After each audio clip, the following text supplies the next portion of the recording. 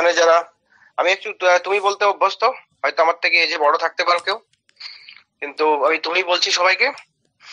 তো যাই হোক, আমার এখানে পার্ট যেটা বীরেশ্বরদা পড়াতে দিয়েছে, বিশেষ করে যেটা সিম্বলিজম, ওই আমাদের বিশেষ করে সিলোজিজমের পার্টটা, হ্যাঁ, আর লজিক্যাল রিজনিং, ম্যাথমেটিক্যাল রিজনিং যে পার্ট গুলো আছে, ম্যাথমেটিক্যাল রিজনিংটা অন্য কেউ পড়াচ্ছে। লজিক্যাল রিজনিং বলতে আমার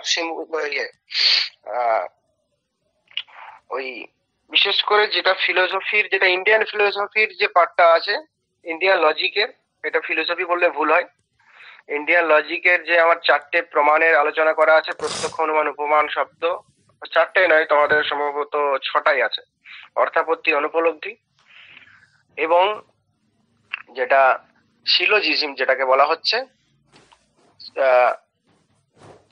যেটাকে আমরা এইচএসে যেটাকে ন্যায় বলেছিলাম, সেই পার্টটা শুধুমাত্র। এরপর যদি অন্য এগুলো শেষ হওয়ার পর অন্য কিছু জায়গা পড়াতে দেয়, এটা আমি পড়াবো। তো দেখা যাক, আজকে আমি শুরু করছি ইন্ডিয়ান লজিকের যে আমাদের প্রমাণের জায়গাটা।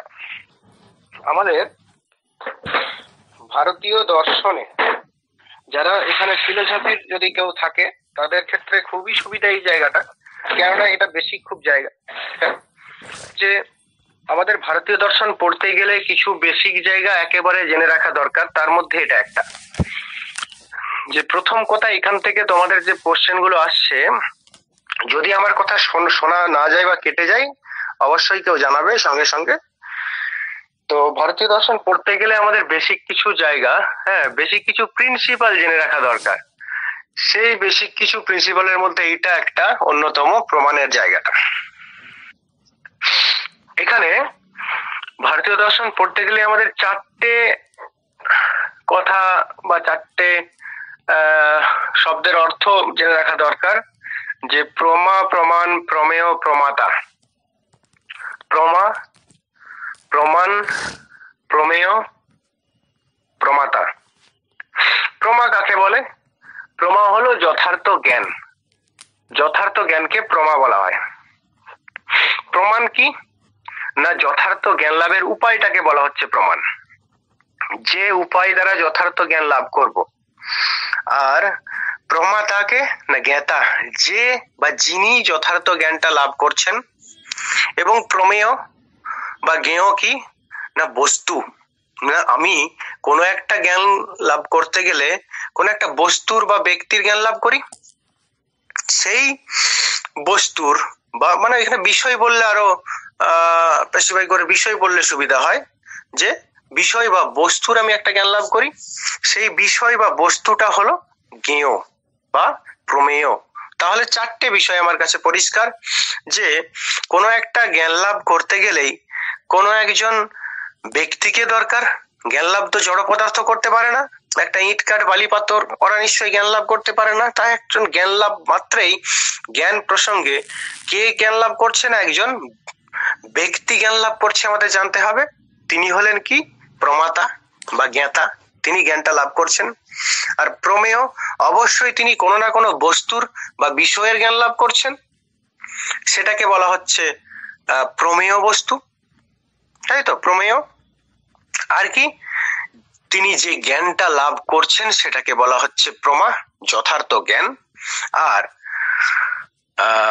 আরেকটা জিনিস, 3টে হলো, একটা হলো প্রমা, যথার্থ জ্ঞান, যিনি জ্ঞানটা লাভ করছেন, যে বিষয়টার জ্ঞান লাভ করছেন, এই পর্যন্ত 3টে হলো। এছাড়াও আরেকটা বিষয় এখানে বাকি থাকলো, যে তিনি কিসের দ্বারা জ্ঞানটা লাভ করছেন। কোনো কিছুর দ্বারা, কোনো একটার দ্বারা তিনি জ্ঞানটা লাভ করছেন, সেই যার দ্বারা তিনি জ্ঞানটা লাভ করছেন সেটা হলো প্রমাণ। 4টে বিষয় আশা করছি ক্লিয়ার, প্রমা, প্রমাণ, প্রমেয়, প্রমাতা, তাই তো? একটু বলতে, প্রমাণটা শোনাচ্ছে না স্যার? আর একবার বলবেন, মানে কেটে গেল পুরো। প্রমা হলো যথার্থ জ্ঞান, প্রমাণ হলো যথার্থ জ্ঞান লাভের উপায়। আমি আরো বলছি, আমি আরো উদাহরণ দিয়ে বোঝাবো। প্রমা হলো যথার্থ জ্ঞান, ভ্যালিড নলেজ। প্রমাণ কি, যে যথার্থ জ্ঞান লাভের উপায়টা, ওয়েটা, তাই তো?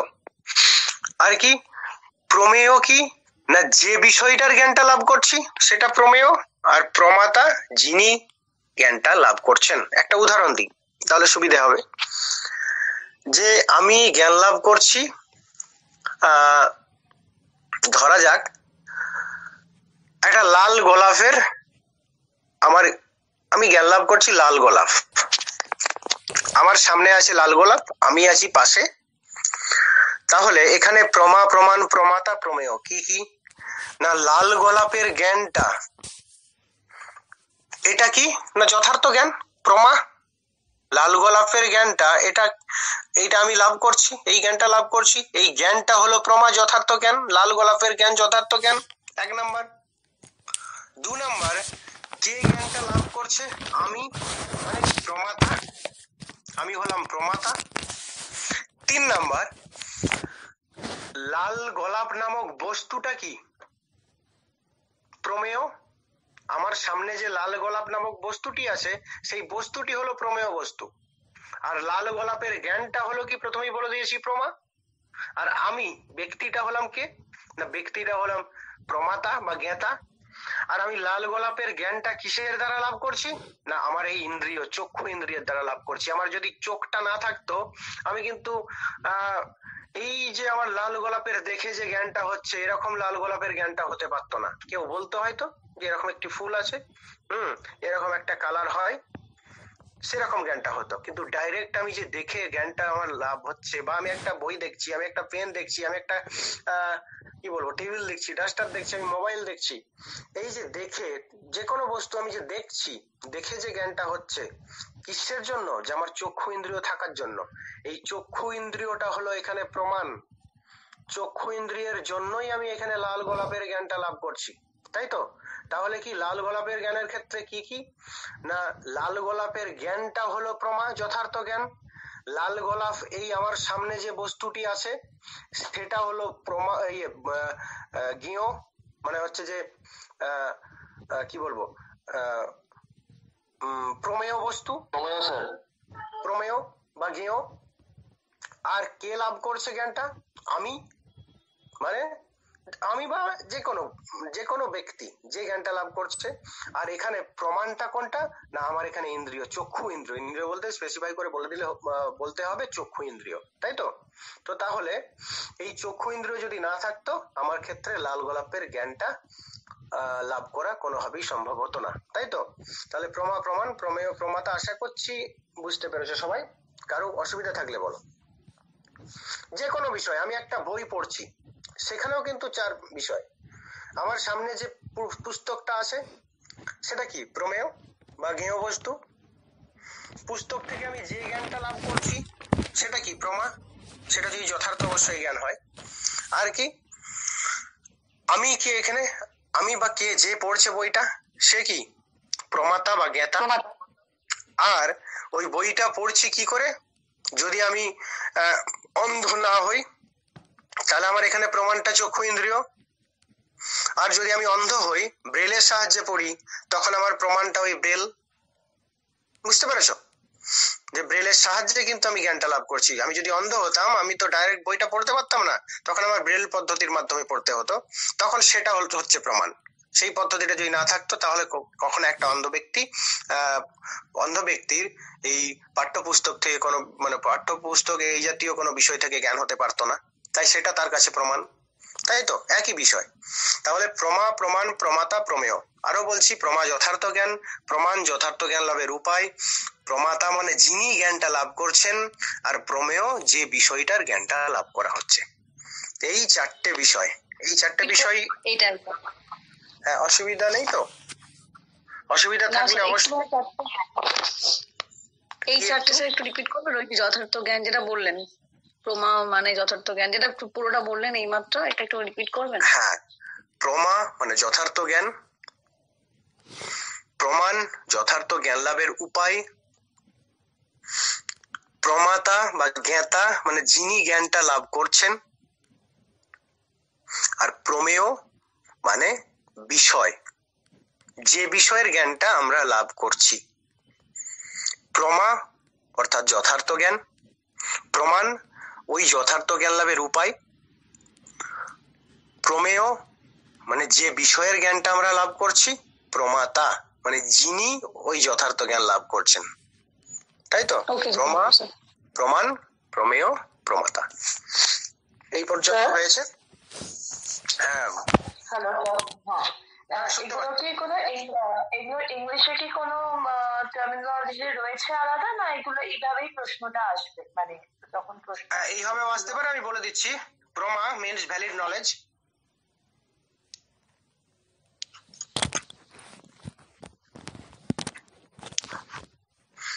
হয়েছে। প্রমাণ way of valid knowledge,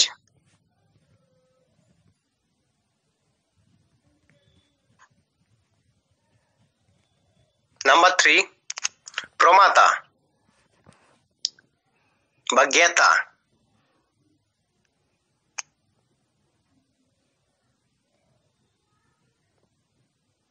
জ্ঞাতা means individual, ব্যক্তি। Number 4 object. আমার 4টে বিষয়, যেটা বললাম একটা বইয়ের উদাহরণ দিয়ে বা গোলাপ ফুলের উদাহরণ দিয়ে বা আমার কাছে যা এভরিথিং, যে কোনো কিছু উদাহরণ দিয়ে যে কোনো কিছুর জ্ঞান লাভ করতে গেলে আমার এই 4টে বিষয় আসবেই আসবে। কোনো একজন ব্যক্তি জ্ঞানটা লাভ করবে, তাই তো, ইন্ডিভিজুয়াল। কোনো বিষয় মানে কোনো বিষয় সম্পর্কে জ্ঞানটা লাভ করবে, সেটা কোনো পুস্তকের জ্ঞান হতে পারে, পেন্সিলের জ্ঞান হতে পারে, সেটা ডাস্টারের জ্ঞান হতে পারে, ক্লাসরুমের জ্ঞান হতে পারে, যাই হোক না কেন, প্রত্যেকটাই কিন্তু এক একটা বিষয় বা বস্তু। আর কি, যে জ্ঞানটা আলটিমেট সে পাচ্ছে ওখান থেকে, সেটা হচ্ছে ভ্যালিড নলেজ, যথার্থ জ্ঞান।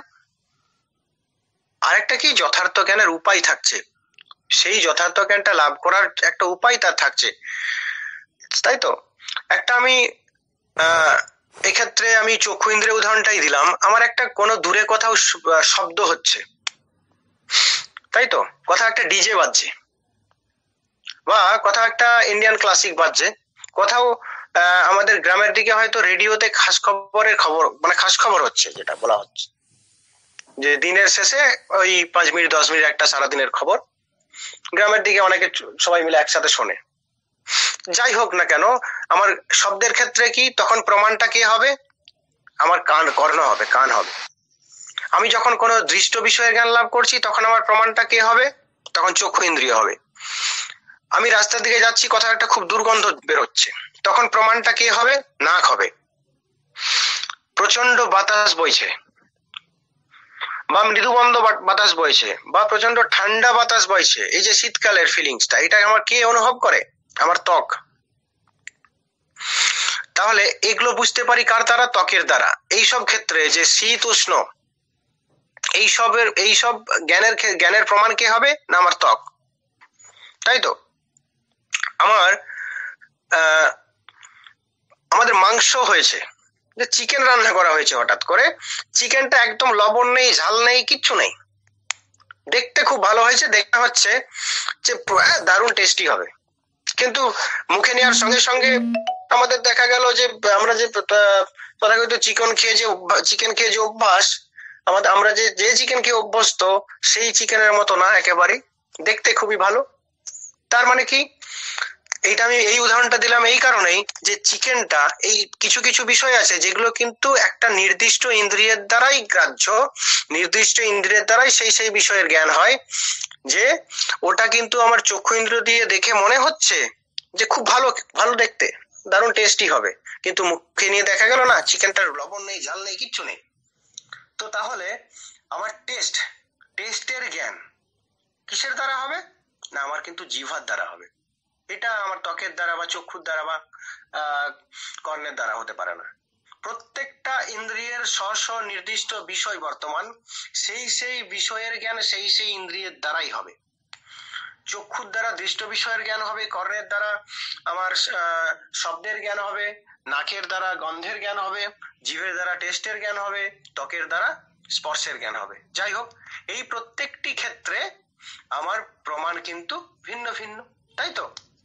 তো যাই হোক, আমার যে কোনো বিষয় হোক না কেন, এটা খুব একেবারে বেসিক জায়গা। যারা ফিলোসফির যদি কেউ থাকো এখানে, অবশ্যই এগুলো দেখবে, তাদের কাছে একেবারে কিছুই নয়।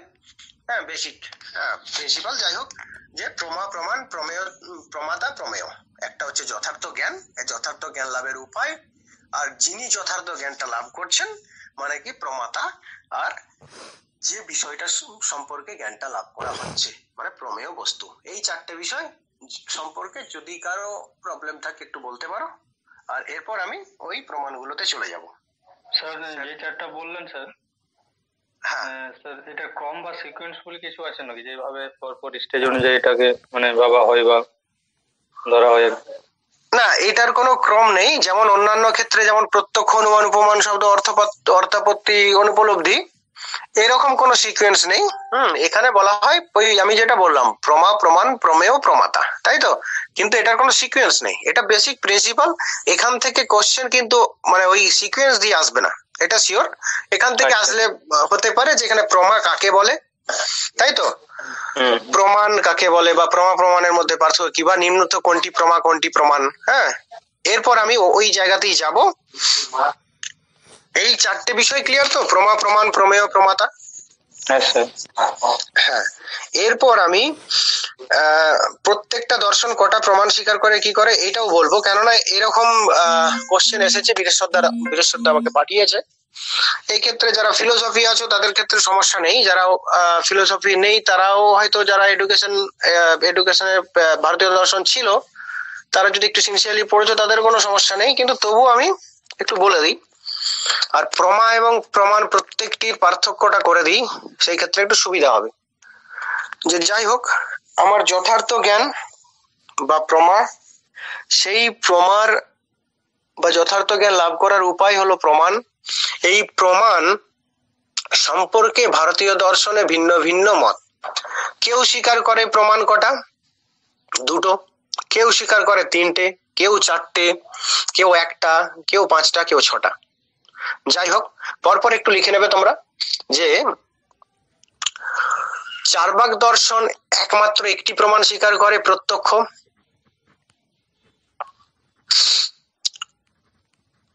বৈশেষিক দর্শন দুটি প্রমাণ স্বীকার করে, প্রত্যক্ষ, অনুমান।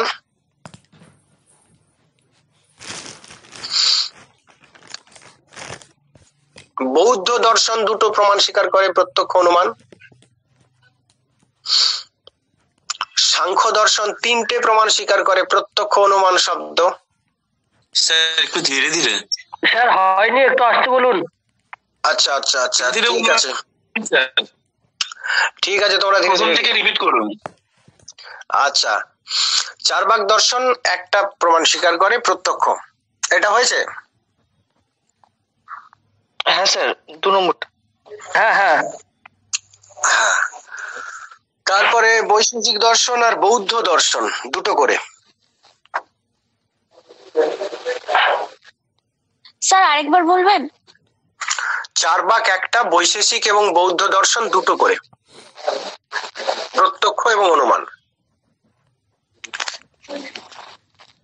হয়েছে? স্যার দুটোই প্রত্যক্ষ, অনুমান।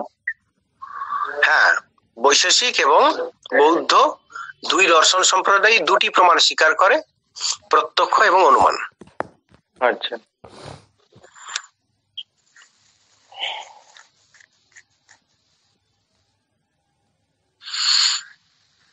স্যার সাংখ্য দর্শন? হ্যাঁ বলছি, এই তিনটে হয়েছে তো, চার্বাক, বৌদ্ধ, বৈশেষিক, বৈশেষিক বৌদ্ধ, যাই বলি না কেন, তিনটে হয়েছে তো। হ্যাঁ। হ্যাঁ, এরপর 4 নম্বর সাংখ্য।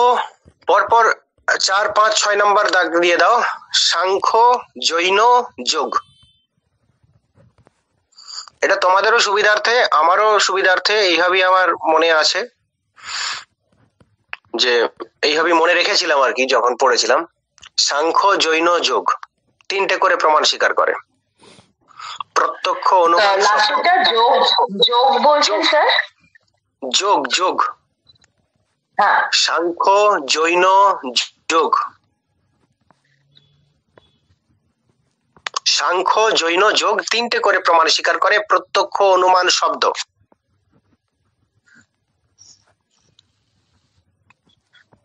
তোমরা পরপর লিখো। প্রথমে লিখো চার ভাগ প্রত্যক্ষ প্রমাণ। বৌদ্ধ বৈশেষিক দুটোতেই লিখবে যে প্রত্যক্ষ অনুমান, আর সাংখ্য জৈন যোগ নিচে পরপর লিখবে এবং প্রত্যেকটাতে লিখবে প্রত্যক্ষ অনুমান শব্দ, প্রত্যক্ষ অনুমান শব্দ, প্রত্যক্ষ অনুমান শব্দ।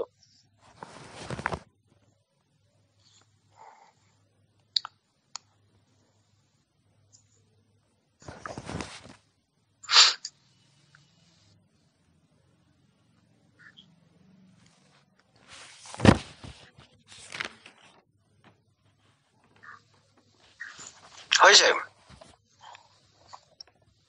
একটু রেসপন্স করবে। হ্যাঁ স্যার হয়ে গেছে। হ্যাঁ, এরপর দেখো তাহলে আমার হলো কটা? 6টা সম্প্রদায়।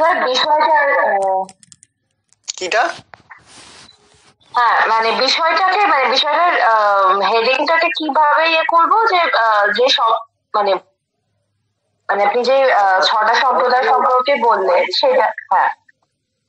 হ্যাঁ, এটা ছাড়াও আরো আছে। আমি 1-2 করে লিখতে বললাম না, চার ভাগ জৈন, বৌদ্ধ বা ন্যায় বৈশেষিক। সেটা ঠিক আছে, মানে হেডিংটা কিভাবে এর বিষয়টা আমরা জানছি কি সেটা কোন সম্প্রদায়, হ্যাঁ কোন সম্প্রদায় কটা প্রমাণ স্বীকার করেন এবং কি কি, এরকম হেডিং দিতে পারা যায়। ভারতীয় দল। হ্যাঁ, তাহলে আমার হলো চার ভাগ বৌদ্ধ বৈশেষিক সাংখ্য জৈন যোগ। এরপরে চলে আসি ন্যায় দর্শন। ন্যায় দর্শনে 4টে প্রমাণ স্বীকার করা হয়: প্রত্যক্ষ, অনুমান, উপমান, শব্দ।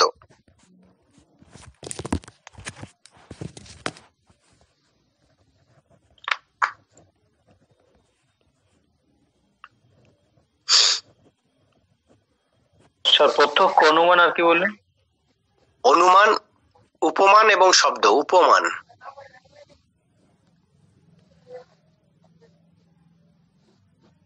প্রত্যক্ষ, অনুমান, উপমান এবং শব্দ। ন্যায় দর্শন সম্প্রদায়।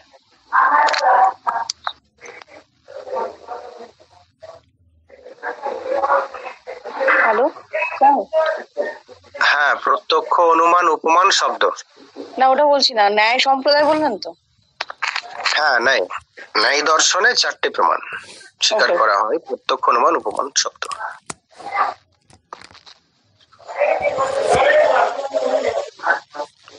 এরপরে আছে মীমাংসা এবং বেদান্ত।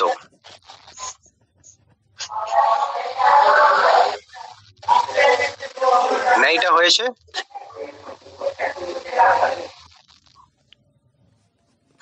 ন্যায় দর্শনে 4টে প্রমাণ: প্রত্যক্ষ, অনুমান, উপমান, শব্দ।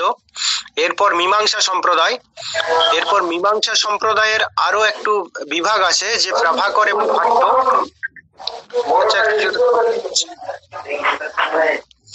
মীমাংসা সম্প্রদায়ের দুটো সম্প্রদায় আছে। কার এটা খোলা আছে? হ্যাঁ, আমার ন্যায় দর্শনে 4টে প্রমাণ: প্রত্যক্ষ, অনুমান, উপমান, শব্দ। ন্যায় দর্শনের পর আসছে মীমাংসা এবং বেদান্ত। মীমাংসা দর্শনের ওটা দুদিকে দুটো কি বলবো ব্রাঞ্চ করো, যে মীমাংসা দর্শনের দুটো ব্রাঞ্চ, মানে মোটামুটি প্রাভাকর এবং ভাট্ট দুটো সম্প্রদায় আর কি। প্রাভাকর সম্প্রদায়রা 5টা প্রমাণ স্বীকার করে, ভাট্টরা 6টা। মীমাংসা দর্শন লিখো এবং দুটো ব্রাঞ্চ করো মীমাংসা দর্শনের: প্রাভাকর এবং ভাট্ট। প্রাভাকর এবং ভাট্ট। প্রাভাকররা 5টা প্রমাণ স্বীকার করে, ভাট্টরা 6টা। এরপর প্রাভাকররা কোন 5টা প্রমাণ? যে নৈয়িকরা যে 4টে প্রমাণ স্বীকার করেছে প্লাস অর্থাপত্তি। এর ফলে কি হলো? প্রাভাকরদের 5টা প্রমাণ কি কি? প্রত্যক্ষ, অনুমান, উপমান, শব্দ এবং অর্থাপত্তি। এটা প্রাভাকর সম্প্রদায়ের প্রমাণ। আর ভাট্টরা কটা প্রমাণ স্বীকার করে? 6টা। নৈয়িকরা যে 4টে প্রমাণ স্বীকার করেছে প্লাস এক্সট্রা দুটো, অর্থাপত্তি এবং অনুপলব্ধি। তাই তো? তাহলে মীমাংসা সম্প্রদায়ের দুটো ভাগ আছে, দুটো সম্প্রদায় আছে। একটা সম্প্রদায় প্রাভাকর সম্প্রদায়, একটা ভাট্ট সম্প্রদায়। একটা হলো প্রাভাকর মীমাংসক, একটা ভাট্ট মীমাংসকগণ।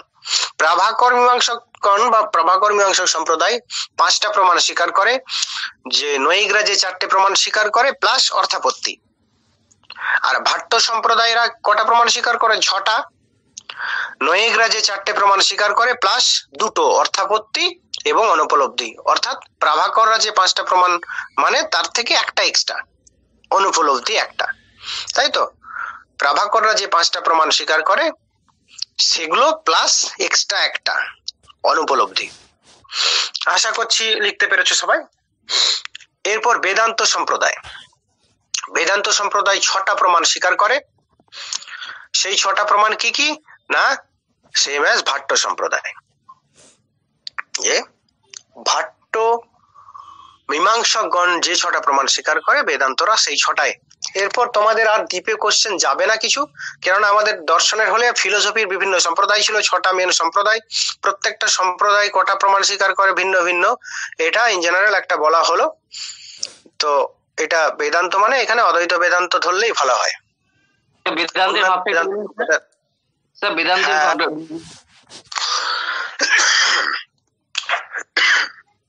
বেদান্তে তোমাদের লাগবে না এই পর্যন্ত। বেদান্তের অনেক ভাগ আছে, অদ্বৈত বেদান্ত আছে, বিশিষ্টাদ্বৈত বেদান্ত, দ্বৈত বেদান্ত, দ্বৈতাদ্বৈত, শুদ্ধাদ্বৈত, এবং আমাদের অচিন্ত ভেদাভেদবাদ অনেক আছে, কিন্তু তোমাদের এটা লাগবে না। তোমাদের এই শুধু বেদান্ত পর্যন্ত হলেই হবে। ওখানে বেদান্ত মানে ব্র্যাকেটে লিখে রাখো অদ্বৈত বেদান্ত। এরপর তোমাদের যারা এডুকেশনের আছো তাদের ইন্ডিয়ান ফিলোসফির পার্টটা আমি পড়াবো। ওখানে যদি দেখি যে তোমাদের এই সবগুলো একটু ডিটেলসে আলোচনা করতে হচ্ছে, তখন আমি অবশ্যই বলে দেবো। এখানে ফার্স্ট এবারের জন্য আর লাগবে না। তো যাই হোক, এটা আশা করছি মনে থাকবে কে কটা প্রমাণ স্বীকার করে। এই প্রসঙ্গে আমি প্রমাতে যাব। এটা বলার কারণ এটাই যে এখান থেকেও কোশ্চেন আসে তোমাদের, যে ফার্স্ট পেপারে এবং এডুকেশনের যারা আছো। আর এরপর আমি তাহলে কটা প্রমাণ পেলাম? প্রমাণ পেলাম, তাই তো? প্রত্যক্ষ, অনুমান, উপমান, শব্দ।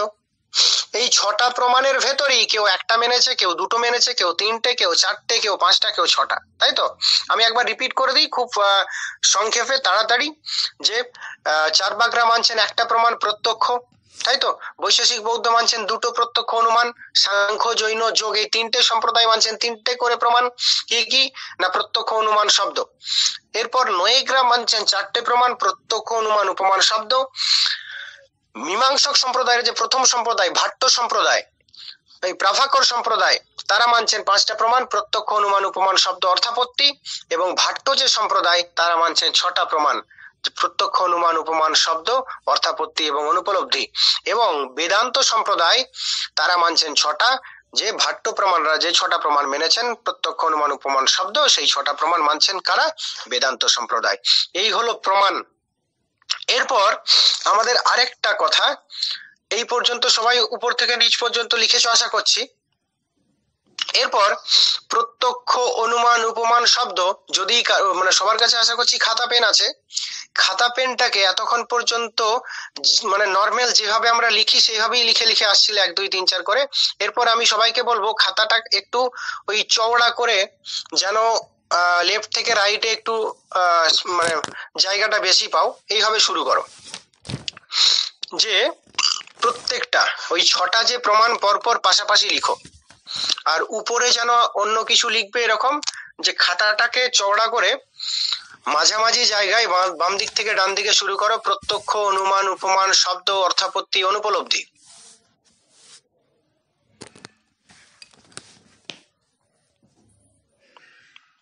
অর্থাপত্তি, অনুপলব্ধি।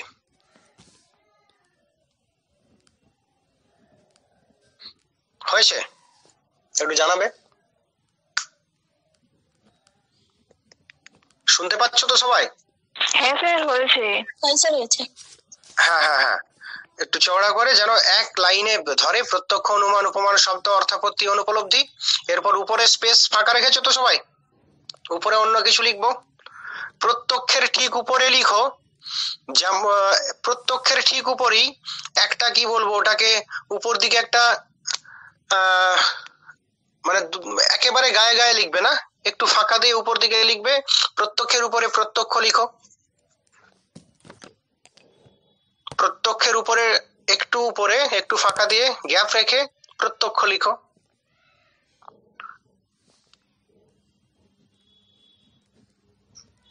অনুমানের উপরে লিখো অনুমিতি,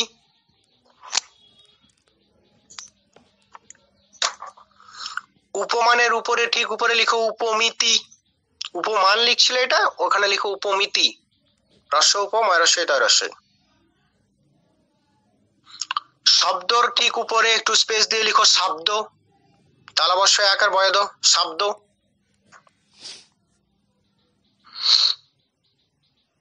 আর অর্থাপত্তি এবং অনুপলব্ধির উপরেও ওই অর্থাপত্তি লিখো, অনুপলব্ধি লিখো, যেমন প্রত্যক্ষের উপরে প্রত্যক্ষ লিখেছো।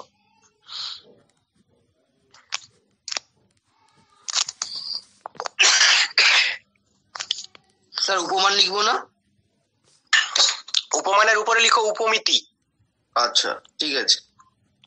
হ্যাঁ, প্রত্যক্ষের উপরে তাহলে হলো প্রত্যক্ষ, অনুমানের উপরে হলো অনুমিতি, উপমানের উপরে উপমিতি, শব্দের উপরে শব্দ, অর্থাপত্তির উপরে অর্থাপত্তি, অনুপলব্ধির উপরে অনুপলব্ধি।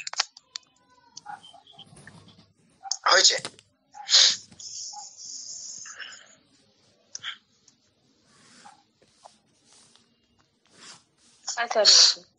হয়েছে তো? অন্যদের হয়েছে? ঠিক আছে।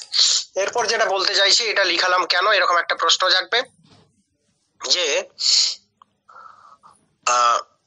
নিচের গুলো প্রত্যক্ষ, অনুমান, উপমান, শব্দ, অর্থাপত্তি, অনুপলব্ধি, নিচের গুলো হলো প্রমাণ। নিচের গুলোর প্রথমের দিকে না বা একদম শেষের দিকে ব্র্যাকেটে লিখো প্রমাণ, আর উপরের গুলো যেগুলো প্রত্যক্ষ, অনুমিতি, উপমিতি, শব্দ, অর্থাপত্তি, অনুপলব্ধি, এগুলো প্রথম দিকে বা শেষের দিকে ব্র্যাকেটে লিখে নাও যে প্রমা, যথার্থ জ্ঞান। এরপর ব্যাপারটা ক্লিয়ার করি যে প্রত্যক্ষ প্রমা এবং প্রত্যক্ষ প্রমাণের ভেতরে মানে প্রমাণের মধ্যে আলাদা করে নাম দেওয়া হয় না। প্রত্যক্ষের ক্ষেত্রে দুটো ক্ষেত্রেই প্রত্যক্ষ ইউজ করা হয়, এটা ভিতরে ফাংশনাল ব্যাপার আছে, সেটা প্রত্যক্ষ পড়াতে গিয়ে বলবো। হ্যাঁ বলো। হ্যাঁ বললাম, আপনি তো বললেন ওপরের গুলোতে যথার্থ জ্ঞান লিখতে ব্র্যাকেট দিয়ে বা কিছু করে, আর প্রত্যক্ষ, অনুমান, শব্দ এগুলোকে কি লিখবো বললেন? প্রমাণ, প্রমাণ যেটা একটু আগে এতক্ষণ ধরে বলছি, প্রমাণ নিয়েই তো আলোচনা করছি যে প্রত্যক্ষ, অনুমান, উপমান, শব্দ এগুলো সব এক একটি প্রমাণ। যেমন বললাম ভারতীয় দর্শনে কে কটা, কোন সম্প্রদায় কটা প্রমাণ স্বীকার করে, এগুলো সবই প্রমাণ। বুঝতে পেরেছো? আর এগুলোর উপরের যেগুলো প্রত্যক্ষ, অনুমিতি, উপমিতি, শব্দ, অর্থাপত্তি, অনুপলব্ধি, এগুলো সব প্রমা, যথার্থ জ্ঞান। হয়েছে? হ্যাঁ। এরপর যেটা বলতে চাইছি যে প্রত্যক্ষ, দেখো প্রমা এবং প্রমাণের জায়গায় দেখো সেম কথা, প্রত্যক্ষ প্রমাণের জায়গাও প্রত্যক্ষ, প্রমার জায়গাও প্রত্যক্ষ, তাই তো? তাহলে প্রত্যক্ষ প্রমা এবং প্রত্যক্ষ প্রমাণের ভিতরে শব্দগত পার্থক্য নেই, ভেতরে ফাংশনাল পার্থক্য আছে, সেটা প্রত্যক্ষ পড়াতে গিয়ে বলা হবে। আর কি? অনুমান প্রমাণ, অনুমান প্রমাণের দ্বারা কোন জ্ঞান লাভ করা যায়? অনুমিতি প্রমা। আমি বলেছিলাম যে প্রমা হচ্ছে যথার্থ জ্ঞান, আর প্রমাণটা কোনটা? যথার্থ জ্ঞান লাভের উপায়। তাহলে আমার ওই যে উপরে লেখা আছে অনুমিতি, অনুমিতিটা একটা জ্ঞান বা যথার্থ জ্ঞান, প্রমা। এই অনুমিতিটার অনুমিতি জ্ঞানটা লাভ করার উপায়টা কি, বা অনুমিতি জ্ঞানটা কিভাবে লাভ করেছি? যা অনুমান প্রমাণের দ্বারা, তাই তো? উপমিতি প্রমা বা যথার্থ জ্ঞান, অর্থাৎ উপমিতি প্রমা বা যথার্থ জ্ঞানটা লাভ করছি কিসের দ্বারা? উপমান প্রমাণের দ্বারা। শব্দ জ্ঞান বা শব্দ প্রমাটা আমি লাভ করেছি কার দ্বারা? না শব্দ জ্ঞানের দ্বারা, তাই তো? শব্দ প্রমাণের দ্বারা। এই পর্যন্ত বোঝা গেছে? আমার প্রত্যক্ষ প্রমাণ বা প্রত্যক্ষ হলো একটি যথার্থ জ্ঞান, তাই তো? প্রত্যক্ষ প্রমাণটি লাভ করেছি কার দ্বারা? প্রত্যক্ষ প্রমাণের দ্বারা। উপরে প্রমাগুলো আছে, নিচে প্রমাণগুলো আছে, তাই তো? কোন প্রমা মানে কোন প্রমাণের দ্বারা কোন প্রমা বা যথার্থ জ্ঞান আমরা লাভ করেছি সেটি জানার জন্য আমরা উপর নিচে লিখেছি, এবং সেটা তোমাদের খুব সুবিধা হবে পরীক্ষায় যদি আসে। প্রত্যক্ষ প্রমা বা যথার্থ জ্ঞান, উপরের গুলো সব প্রমা, প্রত্যক্ষ, অনুমিতি, উপমিতি, শব্দ, অর্থাপত্তি, অনুপলব্ধি বারবার বলছি, আর নিচের গুলো সব প্রমাণ। তাহলে প্রত্যক্ষ প্রমা বা যথার্থ জ্ঞানটা লাভ করছি কার দ্বারা? প্রত্যক্ষ প্রমাণের দ্বারা। অনুমিতি প্রমা বা যথার্থ জ্ঞানটা লাভ করছি কার দ্বারা? না অনুমান প্রমাণের দ্বারা। এগুলো দরকার হলে লিখে নাও তোমরা, তাহলে কোনো সমস্যা হবে না। প্রত্যক্ষ প্রমা আমি লাভ করেছি কার দ্বারা? প্রত্যক্ষ প্রমাণের দ্বারা, তাই তো? তাহলে প্রত্যক্ষ প্রমা বা যথার্থ জ্ঞান লাভের উপায় কোনটা? প্রত্যক্ষ প্রমাণ। অনুমিতি প্রমা বা যথার্থ জ্ঞান, অনুমিতি যেটা উপরে পেয়েছি, অনুমিতি জ্ঞানের কারণ কে? অনুমিতি জ্ঞান লাভ করার উপায় কি না? অনুমান প্রমাণ, তাই তো? অনুমান প্রমাণের দ্বারা আমরা অনুমিতি জ্ঞান পাই, অনুমিতি নামক জ্ঞান পাই। উপমিতি, উপমিতি জ্ঞান বা উপমিতি একটি প্রমা, সেই উপমিতি জ্ঞান বা উপমিতি প্রমা আমরা লাভ করি কার দ্বারা? উপমান প্রমাণের দ্বারা, বা অন্যভাবে বলা যায় উপমান প্রমাণের দ্বারা উপমিতি জ্ঞান লাভ করা হয়, উপমিতির জ্ঞান লাভ করি। এরপর আসছে শব্দ, শব্দ জ্ঞান বা শব্দ প্রমা। কার সাহায্যে লাভ করা যায় না? শব্দ প্রমাণের সাহায্যে। বা আরেকটু সহজ ভাবে, যে প্রত্যেকটির ক্ষেত্রে যেমন হবে বলছি, যে শব্দ প্রমাণের সাহায্যে শব্দ জ্ঞান বা শব্দ প্রমা লাভ করতে পারি। আর অর্থাপত্তি অনুপলব্ধির ক্ষেত্রে দুটোর নামটা সেম, যেমন প্রত্যক্ষের ক্ষেত্রে প্রমা প্রমাণের নামটা একই। যে অর্থাপত্তি প্রমা বা যথার্থ জ্ঞান লাভ করি কার সাহায্যে না? অর্থাপত্তি প্রমাণের সাহায্যে। অনুপলব্ধি প্রমা বা যথার্থ জ্ঞান লাভ করি কার সাহায্যে? অর্থাপত্তি প্রমাণের সাহায্যে। বুঝতে পেরেছো? আশা করছি বুঝতে পেরেছো সবাই। তো যদি কোনো প্রবলেম থাকে বলতে পারো।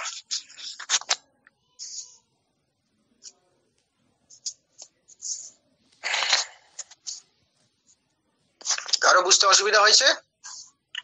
না হলে আমি অন্য জায়গায় চলে যাবো। স্যার অনুপলব্ধিটা স্যার কি বললেন? অনুপলব্ধি প্রমা, উপরেরটা প্রমা নিচেরটা প্রমাণ। তাহলে অনুপলব্ধি প্রমা বা অনুপলব্ধি যথার্থ জ্ঞান যেটা, সেটা কার থেকে মানে কার সাহায্যে আমি পেয়েছি? অনুপলব্ধি প্রমাণের থেকে, অনুপলব্ধি প্রমাণের সাহায্যে, তাই তো? অনুপলব্ধি প্রমাণের সাহায্যে আমি অনুপলব্ধি প্রমার জ্ঞানটা লাভ করেছি, তাই তো? প্রত্যেকটার ক্ষেত্রে আবার একবার আমি সংক্ষেপে বলে দিই, আশা করছি বুঝতে পেরেছো। যে প্রত্যক্ষ প্রমা বা যথার্থ জ্ঞান লাভ করি কার সাহায্যে না? প্রত্যক্ষ প্রমাণের সাহায্যে। অনুমিতি প্রমাণের জ্ঞান আমরা পাই কথা থেকে? অনুমান প্রমাণের থেকে। উপমিতি জ্ঞানের আমরা জ্ঞান লাভ করি কথা থেকে? উপমান প্রমাণের থেকে। শব্দ জ্ঞান বা শব্দ প্রমাণের জ্ঞান লাভ করি কথা থেকে না? শব্দ প্রমাণের থেকে। অর্থাপত্তি প্রমা বা যথার্থ জ্ঞানের লাভ কথা থেকে হয়? অর্থাপত্তি প্রমাণের থেকে। অনুপলব্ধি প্রমা বা অনুপলব্ধির জ্ঞান কথা থেকে হয় না? অনুপলব্ধি প্রমাণের থেকে, তাই তো? তাহলে কি আমরা কোন সম্প্রদায় কটা প্রমাণ স্বীকার করে, এবং তার আগে প্রমা প্রমাণ প্রমাত প্রমেয়, এবং এখন কি হচ্ছে না প্রমাণ, কোন প্রমাণ থেকে কোন প্রমা বা কোন যথার্থ জ্ঞান লাভ করা যায়, বা কোন যথার্থ জ্ঞান কোন প্রমাণের থেকে লাভ করা যায়, একই ব্যাপার ঘুরিয়ে বলা, সেটা আমরা দেখলাম। এগুলো একটু ক্লিয়ার করতে হবে। আর কি, এরপর আমি শুরু করছি প্রত্যক্ষ। তোমাদের যেটা সিলেবাসে আছে প্রত্যক্ষ, অনুমান, উপমান, শব্দ। ভারতীয় দর্শনে একটা ট্র্যাডিশন হচ্ছে কি না, প্রথমে একটি লক্ষণ দেওয়া এবং লক্ষণটিকে বিস্তারিত করে বলা। এবং তোমাদের এত বিস্তারিত লাগবে না, তোমাদের মূলত সংজ্ঞাগুলি একটু মনে রাখতে হবে, এবং সংজ্ঞাগুলির অর্থগুলো আমি ভেঙে ভেঙে বলে দেবো যতটা সংক্ষেপে বলতে পারি। যে যারা এডুকেশনের আছো, যাদের ন্যায় বৈশেষিক ফিলোসফি আছে, হ্যাঁ, তাদের গুলো পরে পড়ানো হবে, কিন্তু এখানে অতটা ডিটেলস দরকার নেই, বেসিক যেগুলো বলছি ওগুলো হলেই হবে। তো যাই হোক, তাহলে আমরা আপাতত ফিরে আসি কোন জায়গায়, তোমাদের যে প্রত্যক্ষ, অনুমান, উপমান, শব্দ, অর্থাপত্তি, অনুপলব্ধি, দেখো 5টা প্রমাণ তোমাদের সিলেবাসে আছে নেটের ফার্স্ট পেপারে, সেই জায়গায় সেটা প্রসঙ্গে এগুলো পড়ালাম, এবং এগুলো নিয়ে কোশ্চেন আসছে, সেই জন্য এগুলো ক্লিয়ার করে দিলাম। তো যাই হোক, এরপর আমরা আসি প্রত্যেকটির প্রত্যক্ষের আমরা লক্ষণ দেব, হ্যাঁ, অনুমানের লক্ষণ দেব, উপমানের লক্ষণ দেব, অর্থাপত্তি, অনুপলব্ধি, অনুমান প্রসঙ্গে হিত্যাভাস, তোমাদের হিত্যাভাসও আছে। তো সংক্ষেপে বলছি, যা যা বলবো একটু নোটস করার চেষ্টা করবে, তাহলে খুব সুবিধা হয়। যে প্রত্যক্ষ, অনুমান, উপমান, শব্দ, অর্থাপত্তি, অনুপলব্ধি, তাহলে প্রত্যক্ষের লক্ষণ কি, তাই তো? ডেফিনেশন, লক্ষণ মানে ডেফিনেশন। তো প্রত্যক্ষের ডেফিনেশনটা কি একটু লিখে নেবে সবাই। যে মহর্ষি গৌতম নয়, গৌতম। মহর্ষি গৌতমের মতে প্রত্যক্ষের লক্ষণ হলো ইন্দ্রিয়ার্থ সন্নিকর্ষোৎপন্নম জ্ঞানম অব্যপদেশম অব্যপচারী ব্যবসায়াত্মকম প্রত্যক্ষম। আস্তে আস্তে বলছি। ইন্দ্রিয়ার্থ সন্নিকর্ষোৎপন্নম, যতটা যে পারছো লিখো, তারপরে ওই মেটেরিয়ালসে পাবে। ইন্দ্রিয়ার্থ সন্নিকর্ষোৎপন্নম, ইন্দ্রিয়ার্থ সন্নিকর্ষোৎপন্নম পন্নম পন্নম ইন্দ্রিয়ার্থ সন্নিকর্ষোৎপন্নম জ্ঞানম অব্যাপদেশম অব্যভিচারী ব্যবসায়াত্মকম প্রত্যক্ষম। ইন্দ্রিয়ার্থ হ্যাঁ করছি। ইন্দ্রিয়ার্থ সন্নিকর্ষোৎপন্নম জ্ঞানম, ইন্দ্রিয়ার্থ সন্নিকর্ষোৎপন্নম জ্ঞানম অব্যাপদেশম অব্যভিচারী ব্যবসায়াত্মকম প্রত্যক্ষম। জ্ঞানমের পরে কি বললেন? ইন্দ্রিয়ার্থ সন্নিকর্ষোৎপন্নম, হ্যাঁ ইন্দ্রিয়ার্থ সন্নিকর্ষোৎপন্নম জ্ঞানম অব্যাপদেশম অব্যাপদেশম অব্যভিচারী ব্যবসায়াত্মকম প্রত্যক্ষম। স্যার ব্যব কি বললেন? যে ইন্দ্রিয়ার্থ সন্নিকর্ষোৎপন্ন কি জ্ঞানমের পর অব্যাপদেশম আচ্ছা ব্যভিচারী অব্যভিচারী, হ্যাঁ ওটার পরে ব্যবসায়াত্মকম ব্যবসায়াত্মকম প্রত্যক্ষম। হয়েছে সবার আশা করছি। ইন্দ্রিয়ার্থ সন্নিকর্ষোৎপন্নম জ্ঞানম অব্যাপদেশম অব্যভিচারী ব্যবসায়াত্মকম প্রত্যক্ষম। তো এবারে অর্থটা বলি যে ইন্দ্রিয়ের সঙ্গে ইন্দ্রিয়ার্থ সন্নিকর্ষোৎপন্নম, এখানে প্রত্যেকটি অর্থ মানে শব্দের অর্থ যদি বুঝে যায় সুবিধা হবে। পরপর তোমরা লিখে ফেলো তাহলে সুবিধা হবে। ইন্দ্রিয়, প্রথম হেডিং দাও ইন্দ্রিয়। ইন্দ্রিয় পাশে লিখো যে চক্ষু কর্ণ নাসিকা জিহ্বা ত্বক।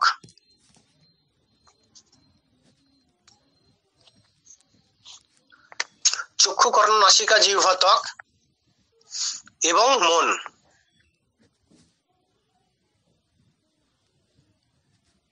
হয়েছে? এরপর চক্ষু কর্ণ নাসিকা জিহ্বা যা যা বলছি সেগুলো আগে লিখে ফেলো, তাহলে দেখো পরে বুঝতে একেবারে সুবিধা হবে, সবই মাথায় থাকবে। ইন্দ্রিয় সমান লিখো চক্ষু কর্ণ নাসিকা জিহ্বা ত্বক এবং মন। চক্ষু কর্ণ নাসিকা জিহ্বা ত্বক এইগুলোকে একসঙ্গে করে লিখো বাহ্য ইন্দ্রিয়, আর মনের জায়গাটার উপরটাই লিখো অন্তর ইন্দ্রিয়। চক্ষু কর্ণ নাসিকা জিহ্বা ত্বকের উপরটাই লিখো একসাথে করে ইন্দ্রিয়, ইন্দ্রিয়র পাশে লিখো চক্ষু কর্ণ নাসিকা জিহ্বা ত্বক, চোখ কান নাক জিভ এবং ত্বক চামড়া।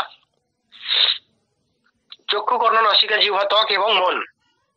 এই চক্ষু কর্ণ নাসিকা জিহ্বা ত্বক একসঙ্গে করে লিখো বাহ্য ইন্দ্রিয়, এবং মনের জায়গার উপরটাতে বা পাশে লিখতে পারো অন্তর ইন্দ্রিয়। আমার সংজ্ঞার প্রথমেই আছে ইন্দ্রিয়ার্থ সন্নিকর্ষোৎপন্নম। ইন্দ্রিয় মানে কি না, ইন্দ্রিয় মানে কি সেটা আমরা বুঝতে পারলাম কি, চক্ষু কর্ণ নাসিকা জিহ্বা ত্বক, না হলে মন, হলে বাহ্য ইন্দ্রিয়, না হলে অন্তর ইন্দ্রিয়, না হলে সবগুলোই। এরপর আমি এর টোটালটার অর্থ পরে বলছি। অর্থ মানে কি? অর্থ মানে বিষয়। ইন্দ্রিয় পাশে যেগুলো লিখতে বললাম লিখেছো নিশ্চয়ই, চক্ষু কর্ণ নাসিকা জিহ্বা ত্বক, উপরে বাহ্য ইন্দ্রিয়, তারপর ও মন, মনের উপরে অন্তর ইন্দ্রিয়। এরপর নিচে লিখো অর্থ, কেননা আমার লক্ষণটাতে পেয়েছি ইন্দ্রিয়ার্থ সন্নিকর্ষোৎপন্নম, ইন্দ্রিয়, তারপরে পাচ্ছি অর্থ। তো লিখো অর্থ, লিখো অর্থ মানে বিষয়।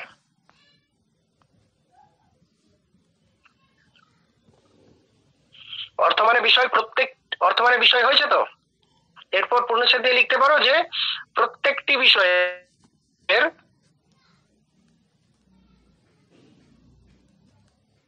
মানে প্রত্যেকটি ইন্দ্রিয়ের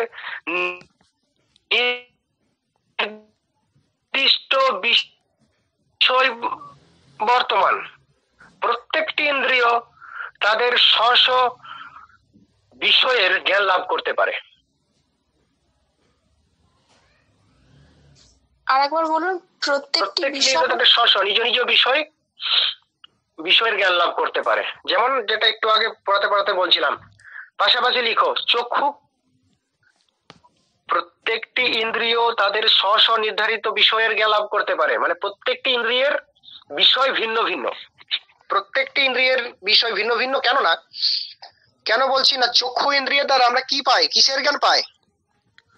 দৃশ্য জ্ঞান পাই, তাই তো। কর্ণ ইন্দ্রিয়ের দ্বারা কি শব্দের জ্ঞান পাই। ত্বক ইন্দ্রিয়ের দ্বারা কি টাচের জ্ঞান পাই, স্পর্শের জ্ঞান পাই। নাসিকা ইন্দ্রিয়ের দ্বারা কি পাই, গন্ধের জ্ঞান পাই। আর জিহ্বা ইন্দ্রিয়ের দ্বারা কি পাই না, টেস্টের স্বাদের জ্ঞান পাই। তাহলে চক্ষু, কর্ণ, নাসিকা, জিহ্বা, ত্বক। চক্ষু, কর্ণ, নাসিকা, জিহ্বা, ত্বক। চক্ষু ইন্দ্রিয়ের দ্বারা কি পাই না, দৃশ্যের জ্ঞান পাই। কর্ণ ইন্দ্রিয়ের দ্বারা কি শব্দের জ্ঞান পাই। নাসিকা ইন্দ্রিয়ের দ্বারা কি গন্ধের জ্ঞান পাই। জিহ্বা ইন্দ্রিয়ের দ্বারা কি পাই, টেস্টের বা স্বাদের জ্ঞান পাই। আর ত্বক ইন্দ্রিয়ের দ্বারা কি পাই না, স্পর্শের জ্ঞান পাই। তাহলে প্রত্যেকটি ইন্দ্রিয়ের দেখো বিষয় ভিন্ন ভিন্ন। এরকম নয় যে আমি চোখের দ্বারা শুনতে পাই, নাকের দ্বারা দেখতে পাই, বা জিহ্বার দ্বারা আমি স্পর্শ অনুভব করি।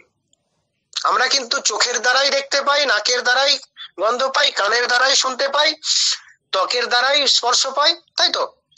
আমরা কিন্তু মানে এর ভিন্নতা হয় না যে নাকের দ্বারা দেখতে পাচ্ছি, চোখের দ্বারা শুনতে পাচ্ছি, এরকমটা হয় না। আমাদের প্রত্যেকটি ইন্দ্রিয়ের বিষয়টা নির্ধারিত, নির্দিষ্ট, তাই তো। তাহলে আমি এই পর্যন্ত কি পেলাম, ইন্দ্রিয় মানে 6টা ইন্দ্রিয় আমার, 5টা বাহ্য ইন্দ্রিয়, 1টা অন্তর ইন্দ্রিয়। বাহ্য ইন্দ্রিয় চক্ষু, কর্ণ, নাসিকা, জিহ্বা, ত্বক। বাহ্য ইন্দ্রিয়ের দ্বারা বাহ্য বিষয়ের জ্ঞান পাই, যেটা বললাম এতক্ষণ। চক্ষুর দ্বারা আমার দৃশ্য, কর্ণের দ্বারা শব্দ, তাই তো। এরকম নাসিকার দ্বারা আমার গন্ধ, জিহ্বার দ্বারা টেস্ট। আর হ্যাঁ, কি বলো? আচ্ছা, 5টা তো হলো, মানে মনের দ্বারাটা কি হবে? হ্যাঁ,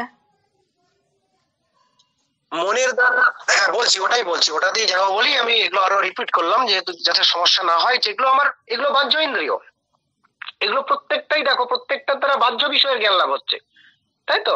আমার দৃশ্য বা আমার শব্দ, আমার স্পর্শ, আমার গন্ধ, আমার টেস্ট, সব দেখো আমার থেকে আমার বাহ্য বিষয়ের, তাই তো। এই 5টা বাহ্য ইন্দ্রিয়ের দ্বারা বাহ্য বিষয়ের জ্ঞান। আর মন, অন্তর ইন্দ্রিয়, দেখো ওখানে আমি বলে দিয়েছি, এটা অন্তর ইন্দ্রিয়। অন্তর ইন্দ্রিয় বা মনের দ্বারা কি হয়, অন্তর বিষয়ের জ্ঞান হয়।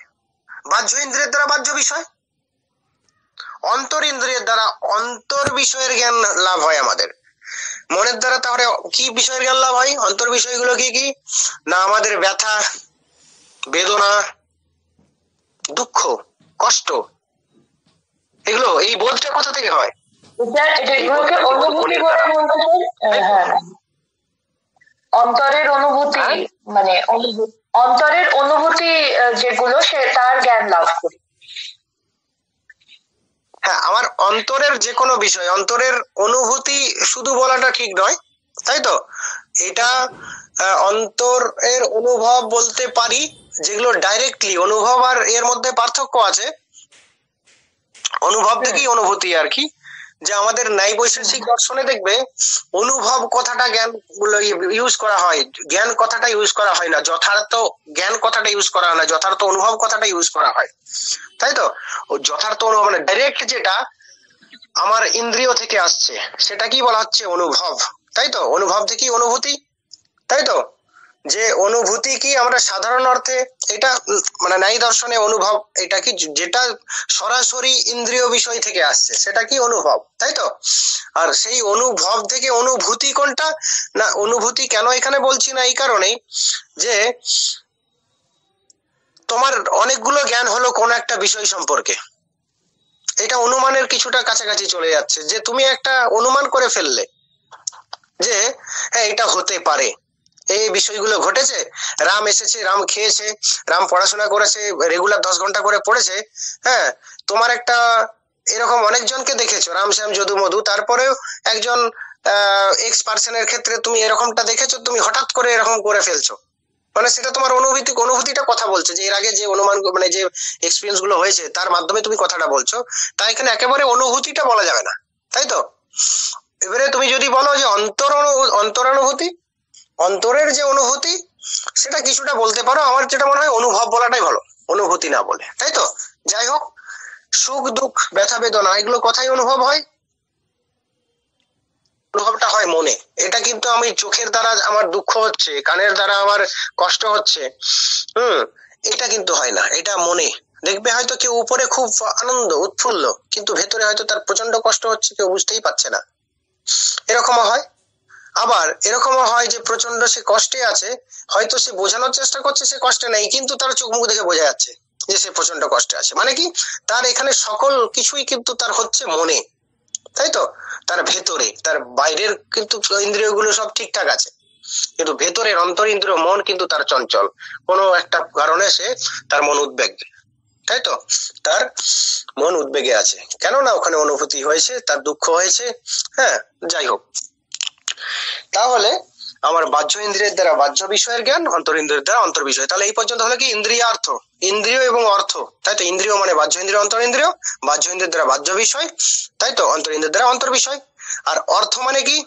অর্থ মানে বিষয়, বলে দিলাম তো। একটা প্রশ্ন আছে আমার স্যার। হ্যাঁ বলো বলো। বলছি যে মনে শুধুমাত্র কি ব্যথা বেদনা দুঃখ কষ্টই থাকবে, না মানে সুখ এই জিনিসটাও থাকতে পারে? অবশ্যই সুখও থাকবে।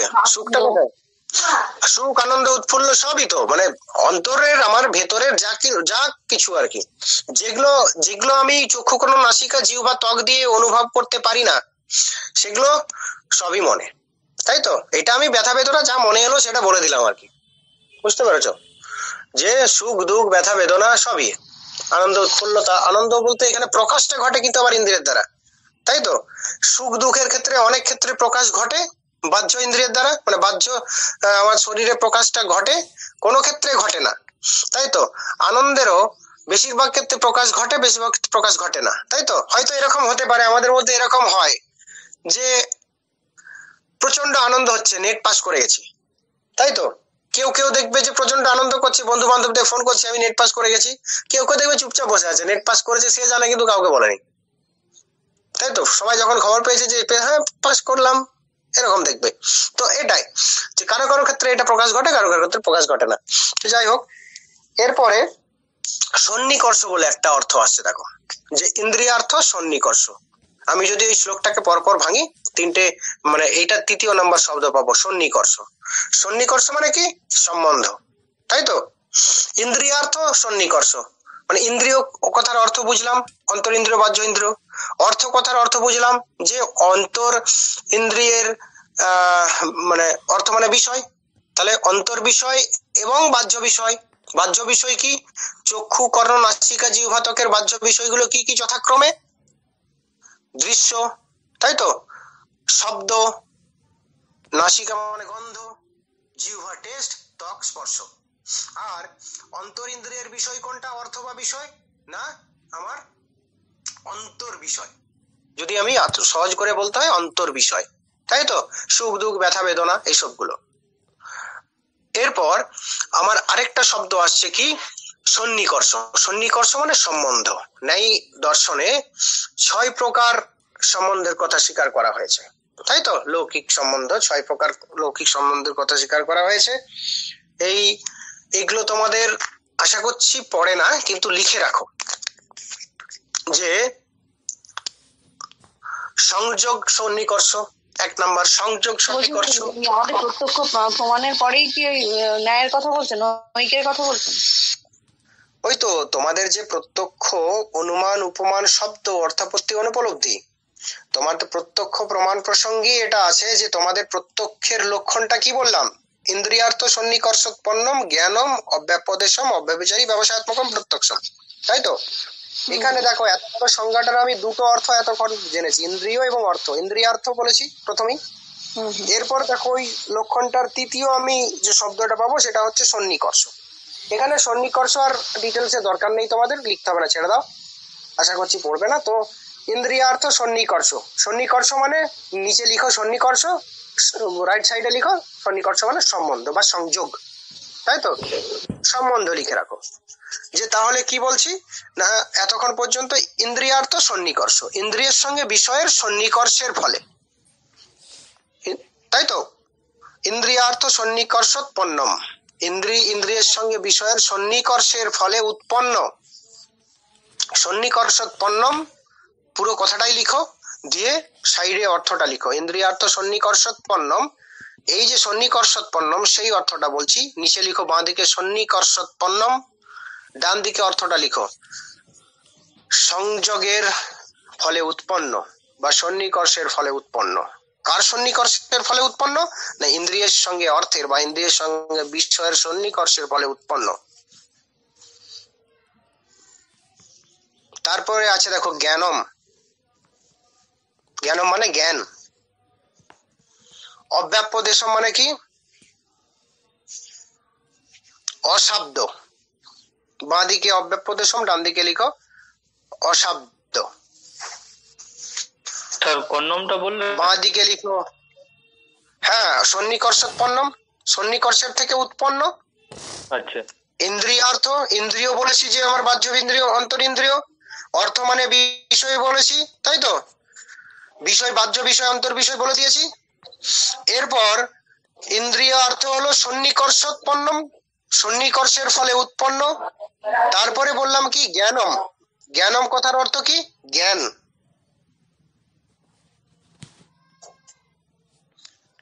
ইন্দ্রিয়ার্থ সন্নিকর্ষোৎপন্নম, সন্নিকর্ষোৎপন্ন মানে কি সন্নিকর্ষের ফলে উৎপন্ন। জ্ঞানম কথার অর্থ কি জ্ঞান, বাঁ দিকে জ্ঞানম লিখো, ডান দিকে জ্ঞান লিখো। সন্নিকর্ষোৎপন্নম বাঁ দিকে লিখো, ডান দিকে লিখো সন্নিকর্ষের ফলে উৎপন্ন বা কি বলে সংযোগের ফলে উৎপন্ন।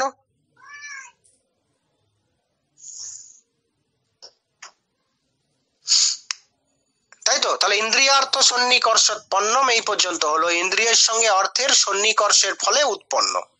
এই পর্যন্ত আশা করছি ক্লিয়ার। ইন্দ্রিয়ের সঙ্গে অর্থের বা বিষয়ের সন্নিকর্ষের ফলে উৎপন্ন, তাই তো, এই পর্যন্ত আশা করছি সমস্যা নেই। জ্ঞানম, ইন্দ্রিয়ের সঙ্গে অর্থের সন্নিকর্ষের ফলে উৎপন্ন যে জ্ঞান, তাই তো, কেমন জ্ঞান দেখো, এরপর তার কিছু বিশেষণ দেওয়া হচ্ছে না, যেটাকে বলা হচ্ছে 1 নম্বর অব্যাপদেশম, 2 নম্বর অব্যভিচারী, 3 নম্বর বিষয়াত্মকম প্রত্যক্ষম। তাহলে কি হলো, অব্যাপদেশম, অব্যভিচারী, ব্যবসায়াত্মকম, প্রত্যক্ষম। অব্যাপদেশম মানে কি অশব্দ, অব্যভিচারী মানে কি অভ্রান্ত, যেটা ব্যভিচারী নয়, মানে কি অভ্রান্ত জ্ঞান। ব্যবসায়াত্মক মানে কি নিশ্চয়াত্মক জ্ঞান, যেটা সংশয়াত্মক নয়। স্যার অব্যাপদেশম মানে কি বললেন? অব্যাপদেশম মানে অশব্দ, যেটা শব্দ দ্বারা প্রকাশযোগ্য নয়। আচ্ছা, ব্যবসায়াত্মকম প্রত্যক্ষম, তাই তো। তাহলে আবার একবার রিপিট করি, তাহলে দেখবে পুরো শ্লোকটার অর্থটা তোমাদের ক্লিয়ার হয়ে যাবে। যে ইন্দ্রিয়ার্থ সন্নিকর্ষোৎপন্নম, ইন্দ্রিয়ের সঙ্গে অর্থের, অর্থ মানে বিষয়গুলো দিয়েছিলাম, তাহলে ইন্দ্রিয়ের সঙ্গে অর্থের বা বিষয়ের সন্নিকর্ষের ফলে উৎপন্ন জ্ঞানম যে জ্ঞান, তাই তো, ইন্দ্রিয়ের সঙ্গে অর্থের সন্নিকর্ষের ফলে উৎপন্ন যে জ্ঞান, যে জ্ঞানটা কেমন জ্ঞান না, 1 নম্বর হচ্ছে অব্যাপদেশম মানে অশব্দ জ্ঞান, 2 নম্বর হচ্ছে অব্যভিচারী মানে নিশ্চয়াত্মক জ্ঞান, 3 নম্বর হচ্ছে ব্যবসায়াত্মকম মানে কি নিশ্চয়াত্মক। 2 নম্বরটা কি নিশ্চয়াত্মক বললাম না, 2 নম্বরটা অভ্রান্ত হবে। যাই হোক আবার বলছি, ইন্দ্রিয়ার্থ সন্নিকর্ষোৎপন্নম, ইন্দ্রিয়ের সঙ্গে অর্থের বা বিষয়ের সন্নিকর্ষের ফলে উৎপন্ন যে জ্ঞান, জ্ঞানম। 1 নম্বর কি? অব্যাপদেশম, মানে কি? অশব্দ, যেটা শব্দ দ্বারা প্রকাশযোগ্য নয়। 2 নম্বর বিশেষণ কি? অব্যভিচারী, মানে যেটা ব্যভিচার জ্ঞান নয়, মানে কি? অভ্রান্ত জ্ঞান। ব্যবসায়াত্মক মানে কি?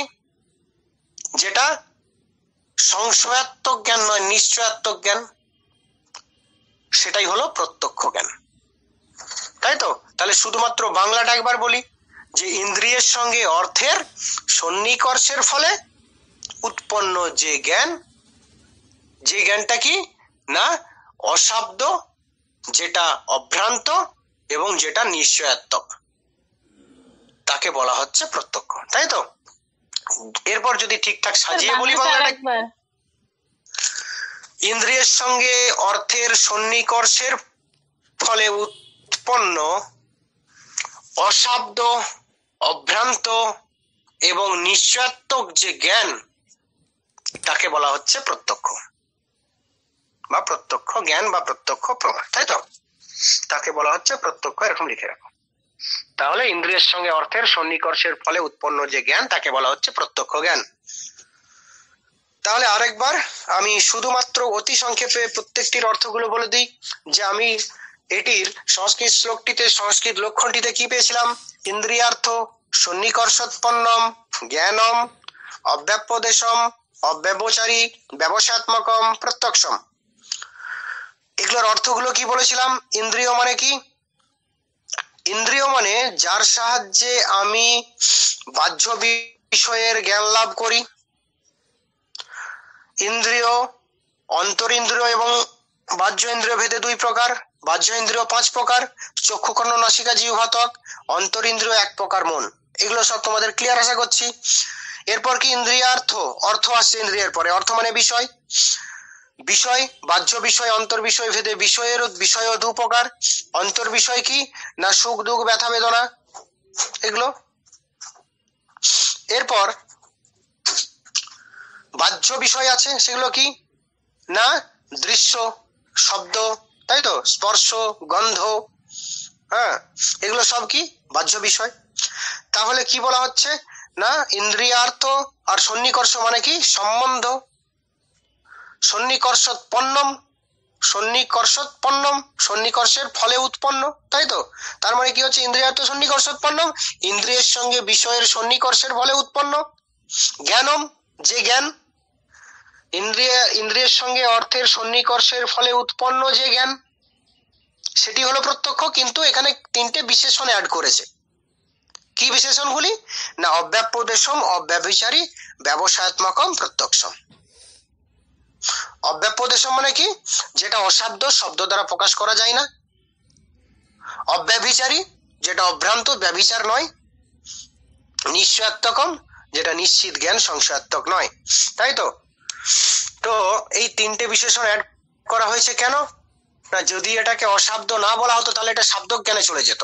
শাব্দিক জ্ঞান আর প্রত্যক্ষ জ্ঞানের মধ্যে পার্থক্য করা যেত না। আবার এটাকে বলা হচ্ছে কি অব্যভিচারী। অব্যভিচারী বিশেষণটা যদি না দেওয়া হতো তাহলে এটা ব্যভিচার জ্ঞানে চলে যেত। ব্যভিচার জ্ঞানে মানে কি? ব্যভিচার মানে ভ্রান্ত জ্ঞান। ভ্রান্ত জ্ঞান মানে কি? রজ্জুতে সর্পভ্রম। কোন একটা বস্তুকে অন্য বস্তু রূপে দেখবে আমাদের অনবরত আমাদের ভ্রম হয়।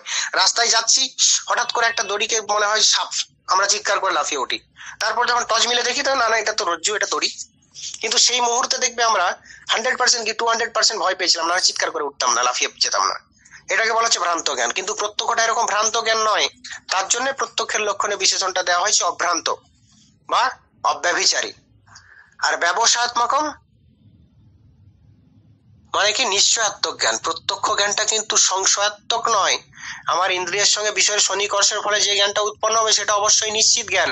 আমি কোথাও একটা গন্ধ বেরোচ্ছে, হ্যাঁ, প্রচন্ড দুর্গন্ধ, হ্যাঁ, সেটা কিন্তু আমার গন্ধই লাগবে, সেটা আমার মানে গন্ধ লাগবে না এরকম নয়। হ্যাঁ, হতে পারে কারো যদি হয়তো নাকের সেন্স লাগবে না, কিন্তু নাক বিট্টে করবে না।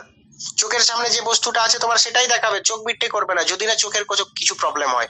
যাদের জন্ডিস হয় তারা কিন্তু হলুদ দেখে, বেশি জন্ডিস হয়ে গেলে, কিন্তু তা ছাড়া চক্ষু কিন্তু চক্ষুর কাজ করে যাবে। তার জন্য বলা হচ্ছে ইন্দ্রিয়ের সঙ্গে সন্নিকর্ষের ফলে উৎপন্ন যে জ্ঞানটা, সেটা কি হবে? সেটা প্রথম কথা অশব্দ হবে, তাই তো? সেটা অভ্রান্ত হবে, অর্থাৎ ভ্রান্ত জ্ঞান নয় সেটা, তাই তো? আর নিশ্চাত্মক জ্ঞান হবে, সেটা নিশ্চিত জ্ঞান হবে। এই হচ্ছে তোমাদের প্রথম মহর্ষি গৌতমের যে প্রত্যক্ষের লক্ষণ, সেটার ব্যাখ্যা অতি সংক্ষেপে। হ্যাঁ, এটা অনেক অনেক কথা এখানে আলোচনা করতে হয়, কিন্তু তোমাদের ফার্স্টে পরে আর কিছু লাগবে না। তোমাদের মূল যেটা লাগবে প্রমা প্রমাণ প্রমেয় প্রমাতা, এটার অর্থটা মনে রাখতে হবে। এখান থেকে মনে রাখতে হবে কে কটা প্রমাণ স্বীকার করে এবং কোন প্রমাণের দ্বারা কোন প্রমাণ জ্ঞান হয়। আর কি না, এই যে প্রত্যক্ষের যে লক্ষণ ইন্দ্রিয়ার্থ সন্নিকর্ষোৎপন্নম জ্ঞানম অব্যপদেশম অব্যভিচারী ব্যবসাত্মকম প্রত্যক্ষম, এটি কার লক্ষণ? মহর্ষি গৌতমের লক্ষণ। গৌতম কিন্তু নয়, গৌতম। এরপর আরো অনেকে প্রত্যক্ষের লক্ষণ দিয়েছেন, হ্যাঁ, সেগুলো আমি সংক্ষেপে বলে দেব, লিখে নাও তোমরা। তর্ক সংগ্রহকার অন্নম ভট্ট প্রত্যক্ষের একটি লক্ষণ দিয়েছেন।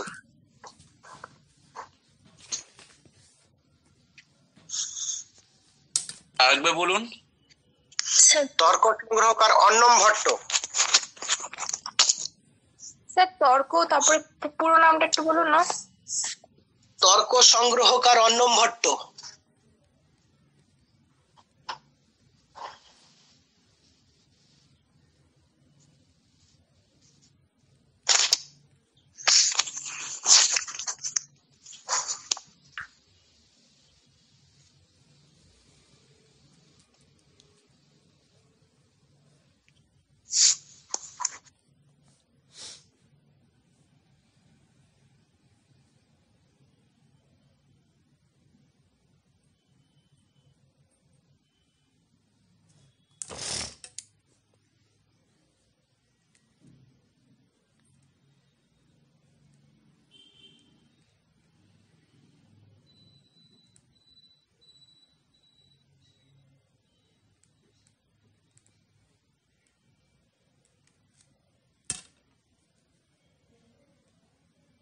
হ্যালো, হয়েছে তো? এরপর লিখো তর্ক সংগ্রহকার অন্নম ভট্ট লিখেছে ইন্দ্রিয়ার্থ সন্নিকর্ষ জন্য জ্ঞানম প্রত্যক্ষম। এখানে বলা হয়েছিল আমাদের মহর্ষি গৌতমের সূত্রে ইন্দ্রিয়ার্থ সন্নিকর্ষোৎপন্নম জ্ঞানম অব্যপদেশম অব্যভিচারী ব্যবসাত্মকম প্রত্যক্ষম, এটা বলা হয়েছিল। কিন্তু তর্ক সংগ্রহকার একটু আলাদা করে বলছেন, ওই মাঝের তিনটে বিশেষণ বাদ দিয়ে দিচ্ছেন, দিয়ে কি করছেন? ইন্দ্রিয়ার্থ সন্নিকর্ষোৎপন্নম বলছেন না, ইন্দ্রিয়ার্থ সন্নিকর্ষ জন্যম, ইন্দ্রিয়ার্থ সন্নিকর্ষ জন্যম জ্ঞানম প্রত্যক্ষ।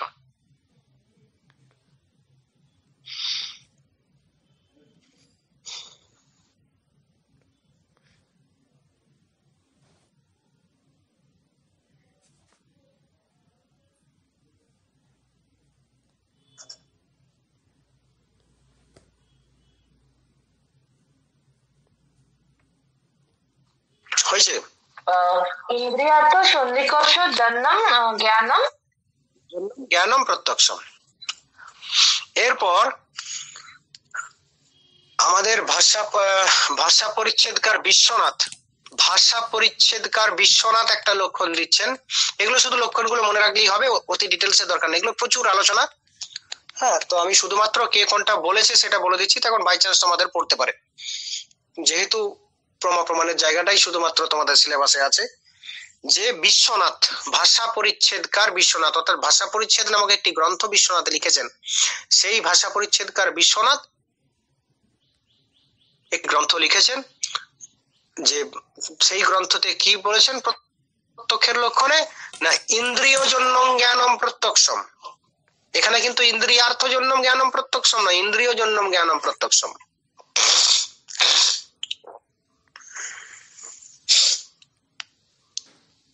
আরেকবার রিপিট করুন স্যার।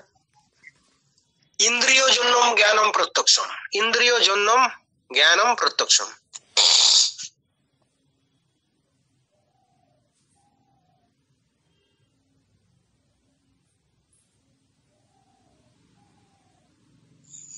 ইন্দ্রিয় জন্যম জ্ঞানম প্রত্যক্ষম।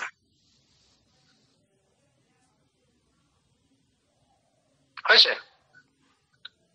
আরেকটাকে না গাঙ্গেশ, ইন্দ্রিয় জন্যম জ্ঞানম প্রত্যক্ষম হয়েছে ভাষা পরিচ্ছেদকার বিশ্বনাথের যে সংজ্ঞা লিখেছো। এরপরে লিখো যে গঙ্গেশ উপাধ্যায়,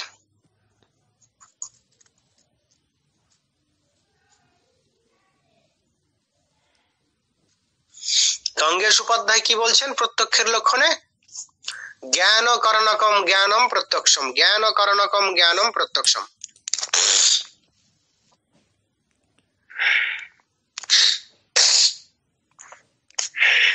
জ্ঞান করণকম জ্ঞানম প্রত্যক্ষম।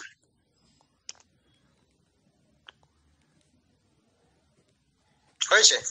জ্ঞান করণকম জ্ঞানম প্রত্যক্ষম। নামটা কি ছিল? নামটা গঙ্গেশ উপাধ্যায়।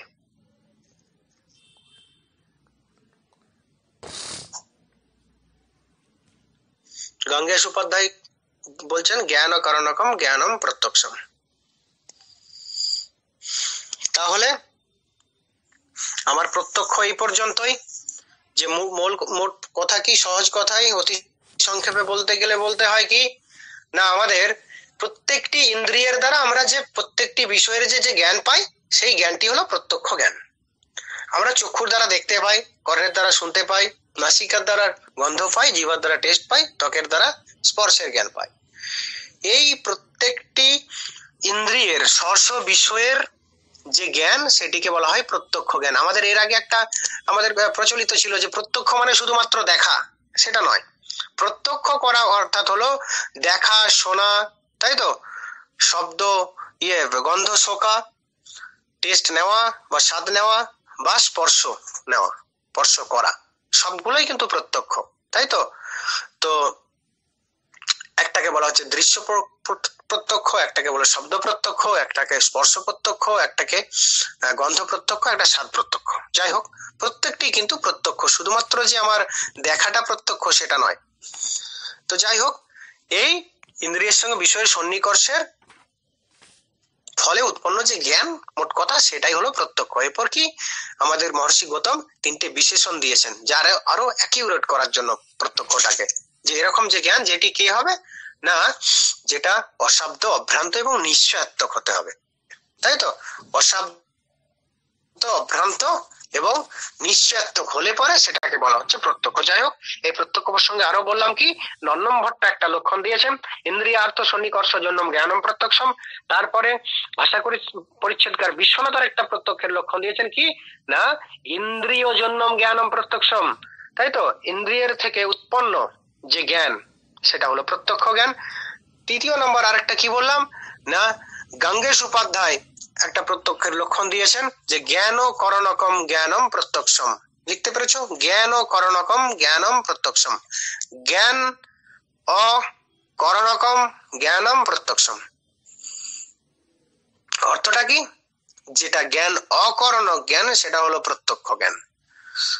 এখানে অনেক ডিবেট আছে, যে অনেকে ইন্দ্রিয় অর্থ মানে ইন্দ্রিয় বিষয় সন্নিকর্ষ এর ফলে উৎপন্ন প্রত্যক্ষ, এরকম কথা তো সবাই বলছেন। এখানে একটা ডিবেট আছে, যে অনেকে বলছেন, আপত্তি তুলছেন যে ইন্দ্রিয় বিষয় সন্নিকর্ষের দ্বারা প্রত্যক্ষের লক্ষণ যদি করা হয়, তাহলে এই সমস্যা হতে পারে।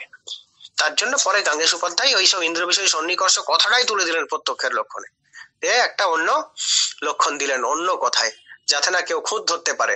ইন্ডিয়ান ফিলোসফির ট্র্যাডিশন এটা, যে একজন বলবে একজন খুদ ধরবে, যদি খুদ কেউ ধরতে পারে ওটাকে চেঞ্জ করতে হবে, আবার নতুন দিতে হবে। তো যাই হোক, তো ডিটেলসে কিছু যাচ্ছি না, তোমাদের মূল ওই শ্লোকগুলি কি আর সেই প্রসঙ্গে অল্প কিছু ব্যাখ্যা জানলেই হয়ে যাবে। আবার এই যে জ্ঞান করণকম জ্ঞানম প্রত্যক্ষম, এটাও কিন্তু একেবারে আলটিমেট নয়। এর পরেও প্রত্যক্ষের একটা অন্য লক্ষণ এই গঙ্গেশই দিয়েছেন, যৎ কিঞ্চিৎ ব্যক্তিমাদয় প্রত্যক্ষাদে বৃত্তি অনুমানাদে অবৃত্তি জাতিমাত্তম প্রত্যক্ষম, কিন্তু ওটা তোমাদের লাগবে না। তো যাই হোক, এই পর্যন্ত হলো তোমাদের প্রত্যক্ষ। এরপর তোমাদের আসছে অনুমান, তারপরে আসছে উপমান, তারপরে শব্দ। অনুমান এটা আমি একটু বলে রাখি, আর উপমান শব্দ খুব অল্প, পরের দিন উপমান শব্দ, অনুমানটা কমপ্লিট হয়ে হেত্তাবাস শুরু হয়ে যাবে আশা করছি, বা ওগুলো শেষ হবে তারপরের দিন হেত্তাবাস। তো অনুমান কি, না, আমি প্রথমে পড়াতে বলেছিলাম যে অনুমিতি, অনুমান এটা একটা প্রমাণ, আর অনুমান প্রমাণের দ্বারা কোন জ্ঞান লাভ করা যায়? অনুমান প্রমাণের দ্বারা উপমিতির জ্ঞান লাভ, অনুমিতির জ্ঞান লাভ করা যায়। ওই জন্য আমি প্রথম দিকে প্রত্যক্ষ, অনুমিতি, উপমিতি, শব্দ, অর্থাপত্তি, অনুপলব্ধি উপরে লিখিয়েছিলাম, তার নিচে লিখিয়েছিলাম কি প্রত্যক্ষ, অনুমান, উপমান, শব্দ, অর্থাপত্তি, অনুপলব্ধি, যে যাতে আমরা সহজে বুঝতে পারি কোনটা প্রমাণ কোনটা প্রমা। নিচেরটা প্রমাণ, উপরেরটা প্রমা। যে অনুমান প্রমাণের দ্বারা আমরা কি জ্ঞান লাভ করি? অনুমিতি জ্ঞান। অনুমিতিটা হলো যথার্থ জ্ঞান, তাই তো? যথার্থ জ্ঞান লাভের উপায়টা কোনটা এখানে? অনুমান। উপমিতিটা যথার্থ জ্ঞান, উপমিতি জ্ঞানটা লাভ করার উপায়টা কোনটা? উপমান। এরকমই, যাই হোক, এখানে যে আমার প্রত্যক্ষ হলো, এরপর অনুমান, তাই তো? বা অনুমিতিও বলতে পারি, যে অনুমানের দ্বারা যে জ্ঞানটা লাভ হয় সেটা, অনুমানের পরের যেটা পাবো সেটা হচ্ছে অনুমিতি। যাই হোক, এই অনুমান একটা সহজ উদাহরণ দ্বারা একটা বোঝায়, তারপরে আমি সংজ্ঞাতে যাব। আমার দেখো প্রথমেই প্রত্যক্ষ কেন না, ডাইরেক্ট আমার ইন্দ্রিয়ের দ্বারা যে জ্ঞানটা লাভ হয় সেটা প্রত্যক্ষ। অনুমানটা কি প্রত্যক্ষের ঠিক পরে, যে এটা তো ইন্দ্রিয়ের ভূমিকা থাকবে, কিন্তু কিছুটা অন্য কিছু ব্যাপার থাকবে, তাই তো? পুরোপুরি প্রত্যক্ষের মতো নয়, তার জন্য প্রত্যক্ষের থেকে আলাদা করে প্রত্যক্ষের পরে রাখা হয়েছে। যে আমরা দেখবে এরকম হয় যে আমরা আমাদের বন্ধু বান্ধব, আমাদের পারিপার্শ্বিক লোকজন যাদের সাথে আমাদের পরিচয় আছে, কি হয় দেখবে প্রত্যেকের সম্পর্কে একটা আমাদের ধারণা হয়ে যায়। মন কিন্তু অটোমেটিক আমাদের একটা ধারণা তৈরি করে রাখে, যাদের সঙ্গে আমরা বেশি মিশি, কথা বলি, করি। দেখবে কেউ ভাবো তোমরা বা আমরা, যে এ খুব ভালো ছেলে, খুব শান্তশিষ্ট, খুব নির্ভীক, খুব একদম দয়ালু, খুব ভালো ছেলে। হঠাৎ করে শুনলে সেই ছেলেটা একটা খারাপ কাজ করেছে, তখন কি? তখন আমরা বলে উঠি, ইস, এই ছেলেটা তো এরকম কাজ করতে পারে না, অ্যাটলিস্ট এই ছেলেটার তো এরকম করার কথা নয়। মন দেখবে একটা ধারণা করে তৈরি করে রেখেছে, তার ফলে মন বলে না এটা ঠিক নয়, এটা ভুল, এটা ভুল, তাই তো? তো আমি এর ঠিক আগের স্টেপে আসছি, যে ওই ছেলেটাই অনেক ভালো কাজ করেছে, অনেক ভালো কথাবার্তা বলেছে, অনেক কিছু করেছে, হ্যাঁ। অন্যান্য ক্ষেত্রে হয়তো কেউ তোমাকে জিজ্ঞাসা করলো এই ছেলেটি কেমন, তখন তুমি কি বলবে? তখন সঙ্গে সঙ্গে না ওই ছেলেটা একদম দারুণ, হ্যাঁ ভালো ছেলে, দারুণ কথাবার্তা, তিনি খুব দয়ালু এবং তিনি খুব হেল্পফুল, এবং এইরকম আমরা দেখবে বলতে থাকি, খুব ভালো ছেলে, ওর মতো ছেলে হয় না। এটা কিসের দ্বারা বলি? এটা কিন্তু বলি অনুমানের দ্বারা। এটা কিন্তু প্রত্যক্ষ নয়, এটা কিন্তু অনুমান, যে ওই ছেলেটি অবশ্যই এরকম হবে, তাই তো? তার বিয়ে আচরণগুলো এরকম, অবশ্যই ছেলেটি এরকম হবে, এটা হচ্ছে অনুমান। কিন্তু আমি এই উদাহরণটা দিলাম যে ওই ছেলেটি হঠাৎ একটা খারাপ কাজ করেছে, কেন না এইটা বোঝানোর জন্য যে অনুমান পারফেক্ট আমার নাও হতে পারে, তাই তো? অনুমান যেগুলো আমরা অনুমান করি বা দৈনন্দিন জীবনে যে অনুমান, সেগুলো আমার পারফেক্ট নাও হতে পারে। যে হঠাৎ করে আমি একদিন দেখলাম ওই ছেলেটাই খারাপ কাজ করেছে, তখন আমরা বলছিস এই ছেলেটার পক্ষে এটা করাটা ঠিক হয়নি। আমরা জানতাম এই ছেলেটা এরকমই তো করতেই পারে না, কেন করলো? মানে কি, দৈনন্দিন জীবনের যেটা অনুমান অর্থে গ্রহণ করি, সেটা কি বাস্তব দুটো চারটে কিছু দেখি, তার সাথে মিশেছি, দু একটা কথা বলেছি, তার ভিত্তিতে আমরা মনে ধারণা তৈরি করে রেখে দিয়েছি, এবং তার ভিত্তিতে আমরা অনুমান করি সেই বিষয়, বস্তু, ব্যক্তি সম্পর্কে। যাই হোক, অনুমান আমার দর্শনের দিক থেকে কি বলছে দেখা যাক। একেবারে লজিক্যালি ওয়েতে বলবো যে আমার টাইম কটা পর্যন্ত ক্লাস হয়, এই অনুমানটা একটু আমি পড়িয়ে দিই, অসুবিধা নেই তো? না স্যার, পড়িয়ে দিন। অনুমানটা পড়িয়ে দিই। পড়ান। হ্যাঁ, অনুমানটা কি না, লিঙ্গ লিঙ্গির। আমার অনুমান প্রসঙ্গে আরেকটা কথা আমি আগে বলে দিই, এখানে আমার লিঙ্গ লাগবে বা হেতু লাগবে, তাই তো? আমার পক্ষ লাগবে, আর কি সাধ্য লাগবে। লিঙ্গি মানে সাধ্য। তো পক্ষ, সাধ্য, হেতু। পক্ষ মানে কি? পক্ষ মানে যে জায়গায়, আমি হেতু থেকে শুরু করি। হেতু মানে কি? হেতু মানে লিঙ্গ। লিঙ্গ মানে কি না যেটা দেখে আমি অনুমানটা করব, তাই তো। সাধ্য মানে কি? যার অনুমানটা করব সেটা হলো সাধ্য। আর পক্ষ মানে কি? যেখানে আমি অনুমানটা করব। এরপর একটা উদাহরণ দিই, যে পর্বতে হেতু দর্শন, তাই তো। কোন একটা পর্বতে আমি ধূম দেখলাম, তাই তো। তো ধূম দেখলাম, ধূম দেখার সঙ্গে সঙ্গে আমার ভিতরে কিছু ফাংশন আছে, তার ভিত্তিতে আমি অনুমান করব কি না পর্বতটিতে অগ্নি বা বহ্নি বর্তমান। তাহলে দেখো, যার সাহায্যে আমি সাধ্যের বা বহ্নির অনুমান করছি সেটা হচ্ছে হেতু, আর যার অনুমান করছি অর্থাৎ অগ্নির সেটা হচ্ছে সাধ্য, আর যেখানে অনুমানটা করছি মানে পর্বতে সেটা হচ্ছে পক্ষ। পক্ষ মানে প্লেসটা, তাই তো। আর হেতু মানে সাইনটা বলতে পারি, যে যেটার মাধ্যমে আমি দেখছি। আর সাধ্য মানে এখানে যে বিষয়টা আমি অনুমান করব, তাই তো। তিনটে বিষয় অনুমানের ক্ষেত্রে। অনুমানের ক্ষেত্রে কি হয় না কোনো কিছু হেতু সাহায্যে আমরা কোন পক্ষে আমরা সাধ্যের অনুমান করি, তাই তো। কোন আমি ধরো হেতু মানে কি কোন সিগন্যাল বা কোন হিন্টস। আমরা এরকম দৈনন্দিন জীবনে কি হয় যে একটা গুগলি দেওয়া হলো বা কাউকে কিছু একটা প্রশ্ন ধরা হলো, একটা হিন্টস দেওয়া হলো, সেই হিন্টসটা হচ্ছে হেতু। হেতুটা দেখার সঙ্গে সঙ্গে আমার কিছু ভেতরে ফাংশনাল ব্যাপার ঘটে এবং সঙ্গে সঙ্গে সাধ্যটা মনে পড়ে যায়, হ্যাঁ এখানে এই ব্যাপারটা ঘটছে। সেই হেতুটা দেখে আমরা অনুমানের ক্ষেত্রে তাহলে কি হয়, হেতুটা দেখে আমরা সাধ্যের অনুমান করি এবং কোথায় করি, জায়গাটা কোথায়, দেশটা কোথায় না পর্বতে, তাই তো। এই হচ্ছে অনুমানের কাজ। অনুমানের ক্ষেত্রে তিনটে বিষয় থাকে, পক্ষ, সাধ্য এবং হেতু। এরপর অনুমানের আরো কিছু ফাংশনাল ব্যাপার আছে, কি কি না প্রথমেই হয় কি আমার ব্যাপ্তিক জ্ঞান, যেখানে যেখানে ধূম সেখানে সেখানে বলনি। তারপর কি, তারপর হয় আমার পক্ষ ধর্মতা, মানে কি পর্বতে হেতুর জ্ঞান। তারপরে কি হয় আমার স্মরণ হয়, ব্যাপ্তি স্মরণ হয়, যে আমি যে ব্যাপ্তিটা দেখেছিলাম সেটা স্মরণ হয়। তারপরে আমার পরামর্শ জ্ঞান হয়, তারপরে আমার অনুমান জ্ঞান হয়, তাই তো, মানে অনুমিতি জ্ঞান হয়। তো আমি এই পুরো ফাংশনটা পরের দিনের জন্য রাখছি, কেননা যারা এডুকেশনে যারা প্রথম একেবারে এই ব্যাপারগুলো শুনছো তাদের একেবারে গুলিয়ে যাবে।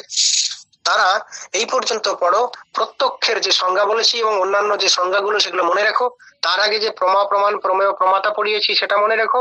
এবং আমি প্রমা এবং প্রমাণের পার্থক্য করার জন্য উপর নিচ করে লিখিয়ে দেখবে লিখিয়েছি এবং ওটা বলেছি, ওটা এই পর্যন্ত তোমরা মনে রেখো। এবং এরপরে এইটুকু জিনিস শুধু মনে রেখো যে আমার আরেকটা প্রমাণ, প্রত্যক্ষের দ্বারা যেমন জ্ঞান লাভ হচ্ছিল সেরকমই একটা প্রমাণের আলোচনা পরের দিন, এই তিনটেই হয়ে যাবে।